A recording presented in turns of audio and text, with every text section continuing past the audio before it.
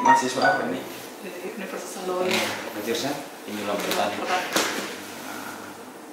Una. Bobo. Saya Una Barat. Banyak kan? Belum. Bawa di mana yo? Di kota di. Tapi tinggal di mana? Di Kendari. Oh. Yang kuliahnya di Kendari. Tapi aslinya? Bobo.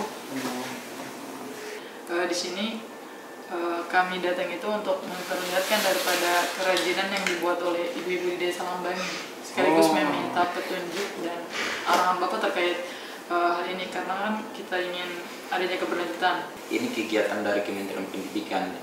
Kegiatan namanya itu PHP2D, Program Holistik Pembinaan dan Pemberdayaan Desa. Ini apa ini? Ini briket Pak. Arang briket. Arang briket untuk masak. Iya. Ini dari bahan bakunya Tempurung kelapa. tepung kelapa diapakan ya? Dicacah. Dibakar dulu kemudian dihaluskan, digiling. Setelah dihaluskan, dipadatkan pakai Dicampur sinonggi kemudian dibentuk sinonggi untuk perekat. Perekatnya. sinongi. Iya. Bisa kita ngosong gini. Tapi tidak bisa dimakan Pak. Setelah dicampur dengan sinonggi, dipadatkan, alat pemadatnya ini pakai bambu atau pakai pipa? Pakai pipa. Pakai pipa berarti dimasukkan baru ditumbuk. Iya. Dipres. Dipadatkan. Dipres. Dia masih sistem manual atau gimana? Masih manual. Semuanya masih sistem manual. Sejauh ini kita masih pasarannya lewat media sosial, kemudian kita buka stand-stand kayak di MTQ, di pasar, stand-stand kecil. Ini kalau mana lebih ekonomis?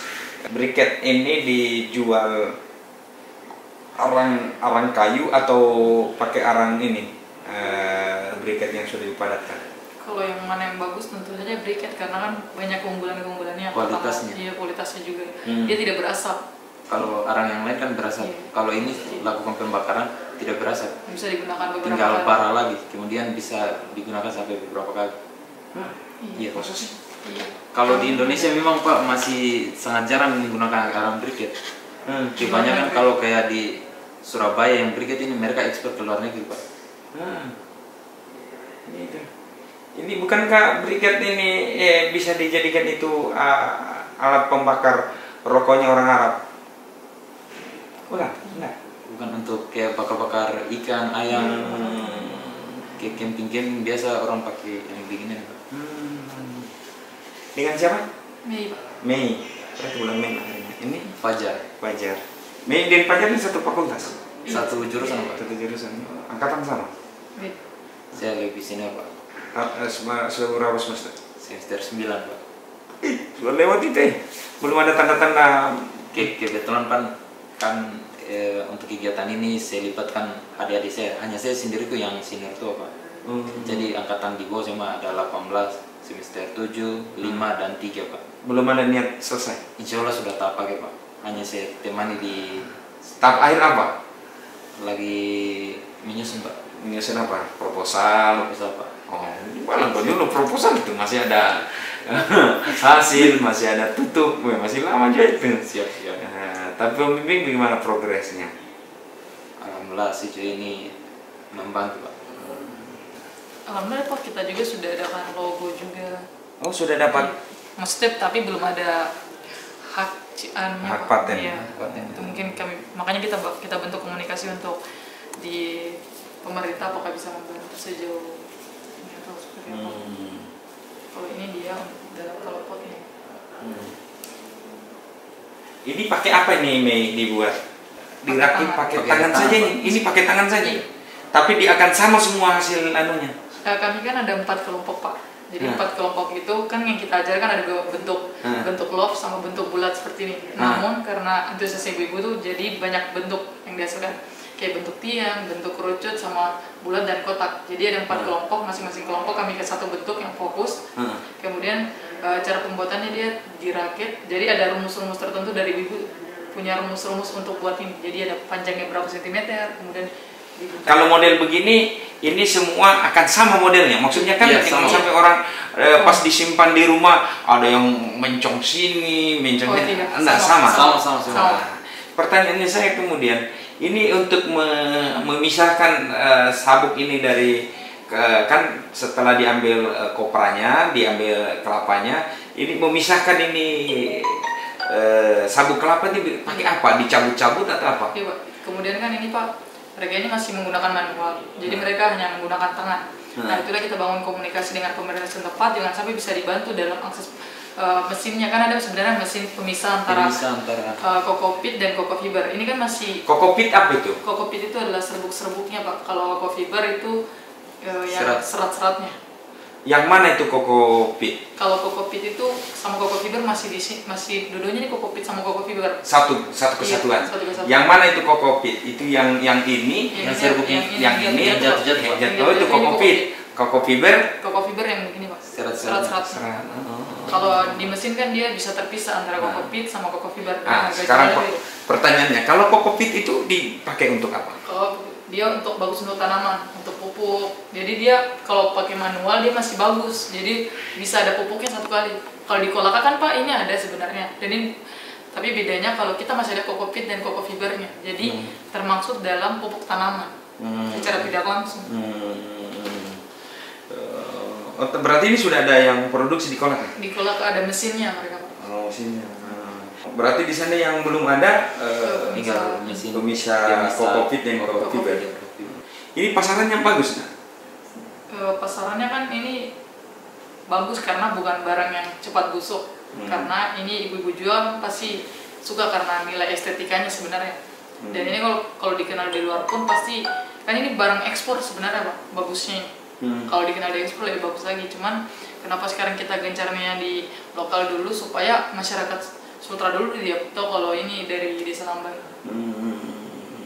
Kan yang dibutuhkan ini mesin untuk pemisah kokopit dengan kokofiber. Artinya pencecah ini. Yes. Ini dulu yang kita karena mereka kan sudah memberikan pelatihan ke masyarakat Lambangi. Artinya yang kita mau ada keberpihakan kita, minimal mereka sudah punya skill, mereka sudah punya teman yang mau mempromosikan, dalam hal ini teman-teman Fakultas Pertanian jurusan Penyuluhan Pertanian Universitas Al-Leo. Alhamdulillah nanti kita berkolaborasi. Nanti ini juga bisa dimasukkan di TTG, dalam pameran TTG. Nanti warga Lambangi yang sudah dibina oleh mahasiswa Unhalu jurusan Penyuluhan Pertanian untuk ikut di lomba TTG tahun depan. Nanti kita tinggal kasih ingatkan itu supaya apakah di dinas sosial, apa di dinas BPMD atau di dinas Perindak yang nanti melekat dana bantuannya, nanti di browsing dulu, dicari itu anggaran mesin pencacah sabuk. Ya. Jadi kita kasih bantuan itu di Desa Lambangi, bentuk keberpihakan pemerintah. WHO bisa jaga kita. Desa maju, Konsel hebat. Jadi kolaborasi antara pemerintah daerah, universitas dan mahasiswa, inilah yang kita harapkan bahwa ternyata anak-anak mahasiswa seperti Mei sama Fajar sudah menorehkan hasil karya mereka. Oleh karena itu kami berharap kepada anak mahasiswa Sulawesi Tenggara yang ada di segala level universitasnya, baik itu di Unhalu, Muhammadiyah, Unsultra, ataupun universitas-universitas swasta lainnya, mari kita bersama-sama berkarya untuk negeri, untuk kemajuan Sulawesi Tenggara, untuk Indonesia. Karena kita semua adalah generasi penerus Indonesia. Silakan Fajar, ada yang disampaikan? Siap, sekali lagi terima kasih yang sebesar-besarnya dari pemerintah Kabupaten Konawe Selatan, khususnya Bapak Wakil Bupati yang membuka ruang seluas-luasnya kepada kami untuk bersilaturahmi.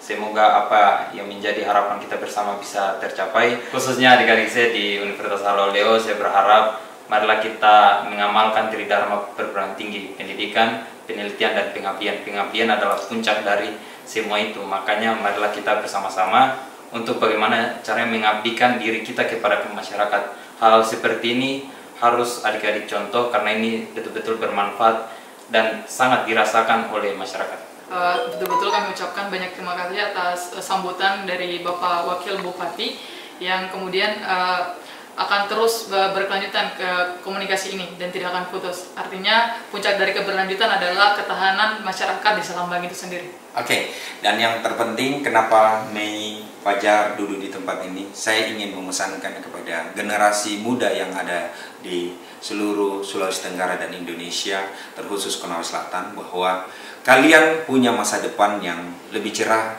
daripada kami-kami ini yang sudah mulai tua.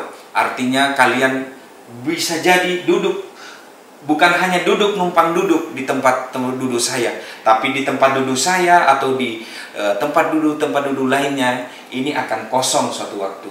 Kalau kalian tidak berintegritas, kalian tidak mengabdikan diri dan tidak melakukan karya dan bekerja hari ini, maka kalian akan menjadi penonton di kampung sendiri, di daerah sendiri. Jangan salahkan kalau TKA datang ke negeri kita, lantas kita tidak bisa bersaing dengan mereka. Yang paling penting adalah hari ini, jangan sesali sebelum itu terjadi. Maka kalian harus membuktikan dan mendedikasikan diri kalian untuk Indonesia, khususnya Sulawesi Tenggara dan Konawe Selatan. Oke?